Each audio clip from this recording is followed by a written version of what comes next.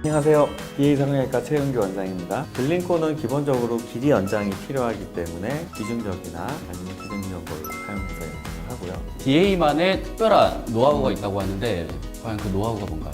저희 DA 성형외과에는 이제 각도 조절 코성형이라고 있습니다. 각도 조절이요? 길이가 될 수 있게끔 세워주는 것을 이제 각도 조절 코성의 첫 번째라고 볼 수 있고요. 보형물이 굉장히 많은 만큼 사실 좀 선택하기도 굉장히 어려울 것 같은데 주변에 코가 굉장히 낮은 친구가 있어요. 그 낮은 친구 같은 경우에는 사실 뭐 실리콘을 저 같은 경우에 추천하긴 했지만 그렇게 다양한 보형물이 있으니까 추천하는 게 원장님 입장에서는 또 다를 것 같아요. 보통 콧대를 세울 때 가장 좋은 선택은 실리콘이 네. 사실은 가장 좋은 선택이고요. 코끝을 세울 때의 이제 선택은 다양한 옵션이 있을 수 있어요. 네네. 비중격과 귀연골이 가장 좋은 선택이고요. 그거를 쓸 수 없을 때 이제 기증늑연골, 그 다음에 메쉬로 불리는 인공 연골이 있을 거고, 그 다음에 쓸 수 있는 것이 이제 자가늑연골.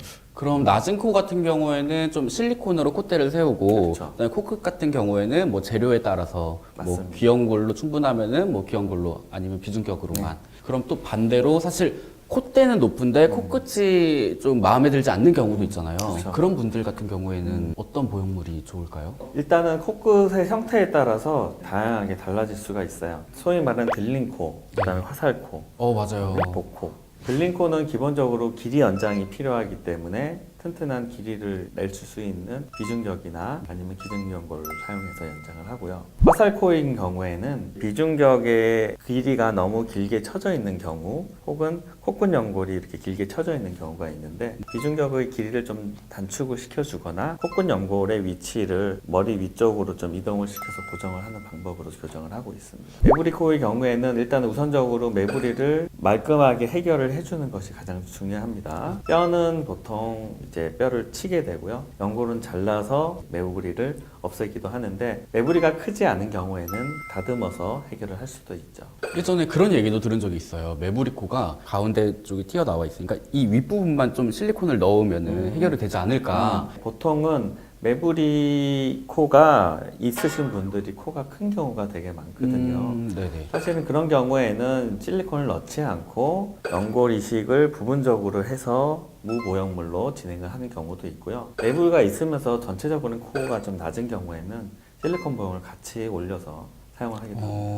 그럼 원장님께서는 보편적으로 어떤 보형물을 가장 선호하시는지. 아무래도 콧대를 세울 때는 실리콘을 가장 많이 쓰고요. 코끝은 비중격과 귀연골을 가장 좋아합니다. 그리고 또 원장님께서 보시는 가장 예쁜 코의 기준이 또 있을 것 같아요. 사실 저 같은 경우에는 좀 높고 살짝 티가 나더라도 좀 왠지 저 코 사진 잘 나오겠다, 사진 셀카 잘 나오겠다 싶은 코가 있거든요. 네. 원장님의 기준은 어떠신지 궁금합니다. 저는 이제 가장 중요하게 생각하는 거는 얼굴 속에서 이루어지는 비율이나 조화가 가장 중요하다고 생각하거든요. 그 비율이 어떤 건가요? 보통 이제 교과서에 나오는 비율들은 굉장히 많이 있어요. 얼굴의 길이를 3분의 1로 나눴을 때 이마, 중안면부, 하관 1대 1대 1로 나눠야 된다. 코의 길이 대 코의 높이는 1대 0.7 정도로, 그리고 비순각이라고 해서 코 기둥과 입술이 이루는 각도 보통 네. 95도에서 105도 정도 보고요. 이렇게 각도 얘기하시니까 잘 못 알아듣겠는데 제 코는 어때요?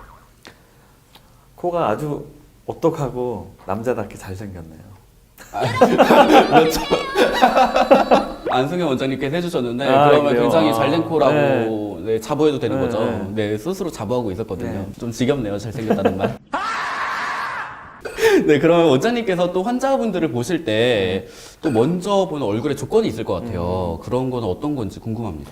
일단은 동양 사람, 그러니까 한국 사람들은 보통 낮은 코를 세우는 수술이 많기 때문에 네. 안쪽에 있는 연골성, 골성 조직, 단단한 조직을 세우는 거는 사실 그렇게 어렵진 않아요. 네네.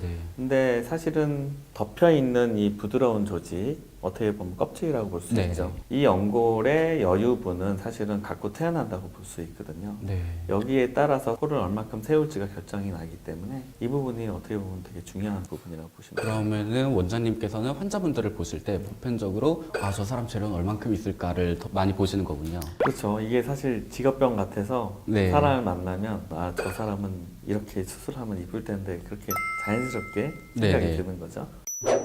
그럼 원장님께서 제 코도 굉장히 좀 잘된 코라고 하셨는데 사실 저도 DA에서 그렇게 코를 만들었잖아요.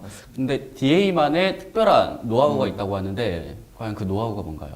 저희 DA 성형외과에는 이제 각도 조절 코 성형이라고 있습니다. 각도 조절이요? 각도 조절 코 성형은 우선적으로 코의 기둥은 연골을 두 겹으로 해서 튼튼하게 떨어지지 않게 모양이 유지가 될 수 있게끔 세워주는 것을 이제 각도 조절 코 성형의 첫 번째라고 볼 수 있고요. 두 번째는 콧대 높이에 따라서 코끝의 높이를 조절을 하는 것이죠. 보통 남성분들은 직선 스타일로 콧대 높이와 코끝 높이가 일정하게 유지가 되게, 여성분들은 콧대 높이와 코끝 높이가 1, 2mm 정도 차이가 나는 반버섯 느낌으로 살짝 좀 부드러운 느낌인 거네요. 그렇죠. 여성스러운 부드러움을 가미하는 라인이라고 보시면 되죠. 세 번째는 코와 입술의 각도를 같이 생각을 해서 맞추어주는 수술 방법이라고 보시면 됩니다. 제가 들으면서 궁금했던 게 첫 번째로 얘기해 주셨던 게 여기 이중으로 이렇게 코끝을 쌓는다고 하셨는데 이중으로 쌓는다는 게 잘 이해가 안 가요. 보통은 뭐 연골 하나로 아니면 부족할 경우에 다른 재료 가져와서 이렇게만 하는데 이중은 뭔가요? 기둥은 가장 중요한 게 균형이고 휘어지지 않는 것이 중요하고, 두 번째가 이제 튼튼하게 떨어지지 않게 유지를 하려면 한 겹만으로는 조금 힘들 수가 있어요. 그래서 양쪽을 같이 대서 세워주는 거죠. 그리고 연골 자체가 자가 조직이다 보니까 보통 직선으로 되어 있지 않고 한쪽으로 휘어 있는 경우가 많기 때문에 네네. 같이 써야지 보정이 될 수 있습니다. 제 코도 사실 그렇게 만들어진 코라서 많은 분들께서 아직까지 꾸준히 저한테 DM 보내시거든요. 여러분들 이제 아셨죠?